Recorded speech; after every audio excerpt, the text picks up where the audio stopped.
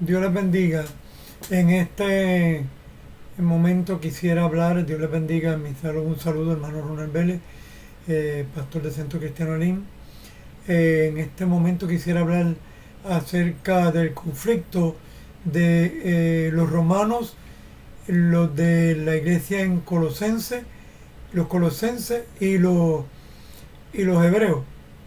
En Romanos, en Gálatas y en Colosense y los hebreos había un problema.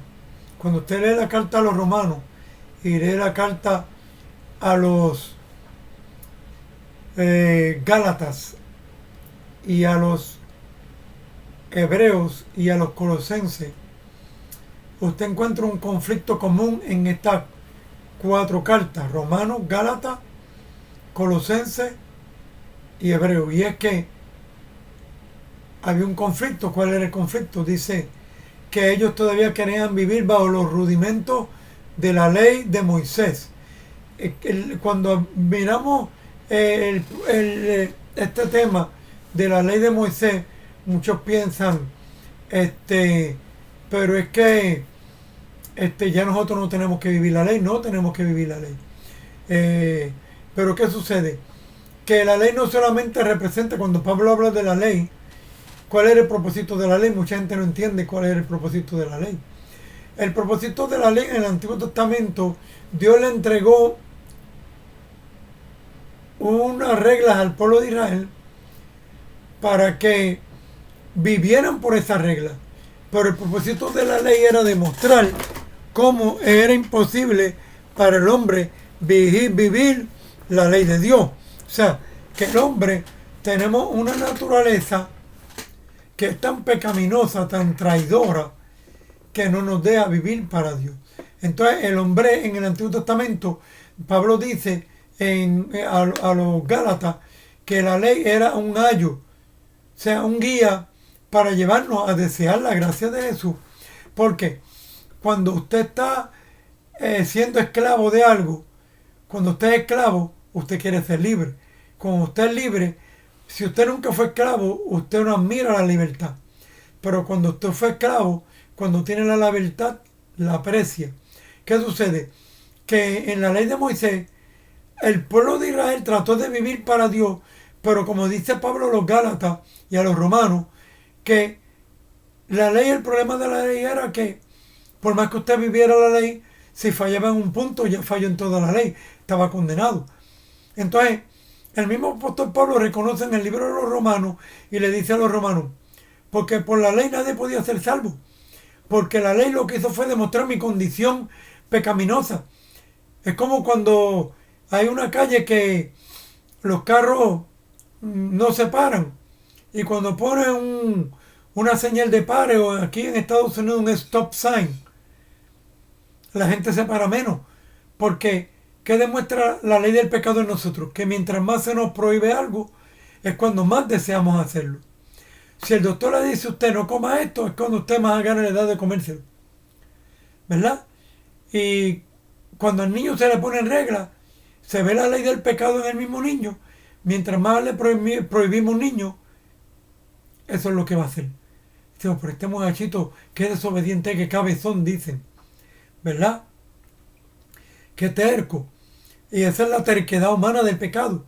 Entonces, tuvo que venir la gracia para que fuéramos salvos por la gracia, porque por la ley nadie se pudo salvar en el mismo Antiguo Testamento.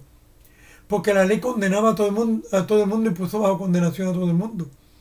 Entonces, por eso el sacrificio que se hacía en el altar se ofrecía por los pecados de cada uno. Aún el sumo sacerdote tenía que ofrecer por sus pecados. Si él llegaba al tabernáculo sin ofrecer por sus propios pecados, Dios lo mataba. O sea que nadie puede venir delante de Dios a decir yo no tengo pecado. Entonces, ¿qué sucede? Pero entonces, en la ley, cuando vinieron los fariseos, los saduceos y los escribas, empezaron ¿qué? A poner reglas de la ley, sabiendo que el hombre no las podía vivir. Y entonces, ¿qué sucede? Que a los fariseos le añadieron, creo que dicen que ellos escribieron del Torah, que era la ley, Ellos hicieron 300 y pico de interpretaciones de la ley, le añadieron hasta más carga. Por eso cuando Cristo vino, le dijo, vosotros habéis puesto carga sobre los hombres que vosotros no podéis tocar ni con un dedo. Entonces, muchas iglesias hoy en día no predican la ley, pero no se dan cuenta que la están predicando, que es la ley, el legalismo. Cosas que ya en la gracia no aplican porque nadie pudo vivir bajo el esfuerzo humano. Y entonces en la iglesia queremos poner reglas. Que usted tiene que ponerse los zapatos así, que tiene que peinarse así, que si no lleva un peinado de tal forma, hemos metido hasta el peinado. Que si usted no se recorta y se recortó si se hizo un cerquillo, en esta iglesia no cabe el cerquillo. Entonces pasó como los fariseos, los saduceos, dice, vosotros habéis cambiado la ley de Dios, la doctrina de Dios por doctrina de hombres. ¿Ves? Entonces, sin darnos cuenta, hemos caído en el pecado de empezar a añadirle a la Biblia que si usted se tiene que venir aquí en esta iglesia con una camisa así, que si no puede venir con una falda de esta forma, tiene que ser de esta, y empezamos a poner regulaciones y la gente se aleja de la iglesia porque estamos metiendo la ley dentro de la iglesia, el legalismo, prohibiciones humanas. Cuando el Pedro le predicó a Cornelio y Cornelio y su casa se convirtieron bajo el concilio de Jerusalén, Antioquía, y Pedro y ellos se reunieron y dice, reunidos con el Espíritu Santo, y dice, no practiquen nada de la ley. O sea, las prohibiciones humanas se acabaron, sino simplemente guárdense de pecado, de fornicación y de ahogado, porque todo el mundo sabe lo que es pecado: fornicación, adulterio, no mentir, no robar, no matar, no adorar imágenes, no pedirle afuera de Dios en nombre de Jesús, como dice la Biblia. En el nombre de Jesús pediré todo al Padre.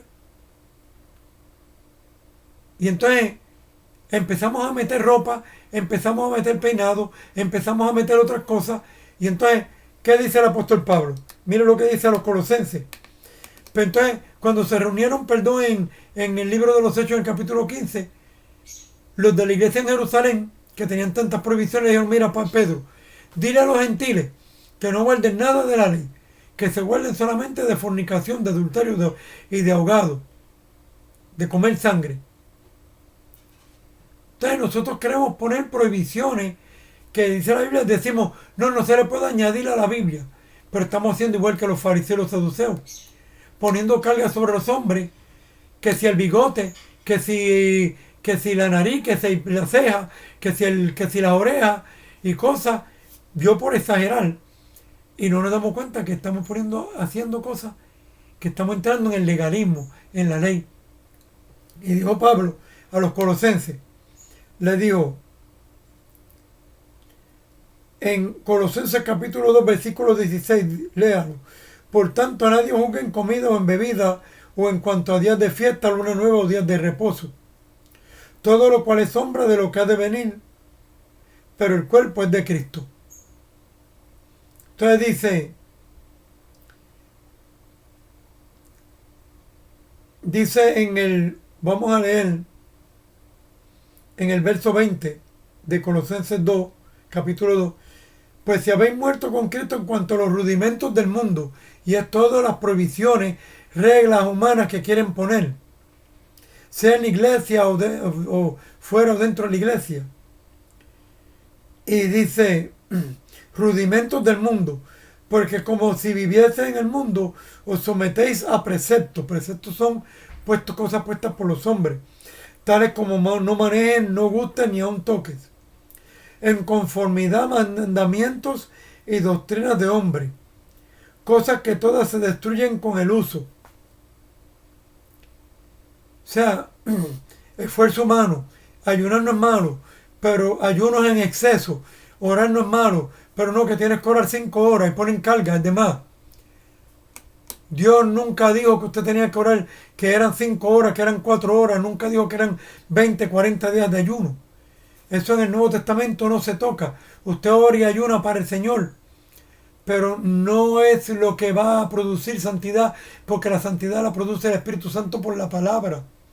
Entonces dice, mire lo que dice, tales cosas tienen a la verdad cierta reputación de sabiduría en culto voluntario. Si usted quiere ayunar 100 días, para Dios no está malo. Si usted quiere orar 10 horas, pero no lo haga como una regla. Es como, yo comparo esto como el que va al gimnasio. Pues yo he ido al gimnasio, trabajo en un gimnasio desde el 2012, desde el 2010 hasta ahora que me retiré en el 2019, cuando la pandemia de 2020. Y yo veía gente que metían 2 horas de ejercicio. Oiga, y yo estudio en internet, hay muchos estudios del ejercicio. Y está comprobado que después de 45 minutos usted no está haciendo nada. Usted está destruyendo el cuerpo. Con media hora de ejercicio, que usted vea correctamente, 3 diferentes ejercicios para cada músculo. Había gente que gastaban 2 horas, porque querían ponerse más grande y más grande y más grande. Entonces al último tienen que recurrir a químicos, como hormonas, esteroides, para ponerse bien grande. Usted ve esos monstruos y el que no sabe dice, wow, con pesa, con ejercicio normal no. La única forma de un hombre ponerse como un monstruo es con cosas artificiales. Pero entonces, ¿qué hace? Queremos vencer lo que es natural. Usted, porque coma más al día, lo que puede hacer es enfermarse. Hay gente que come mucho, comen de más. Yo me ponía a comer mucho para engordar y no engordaba. ¿Ah?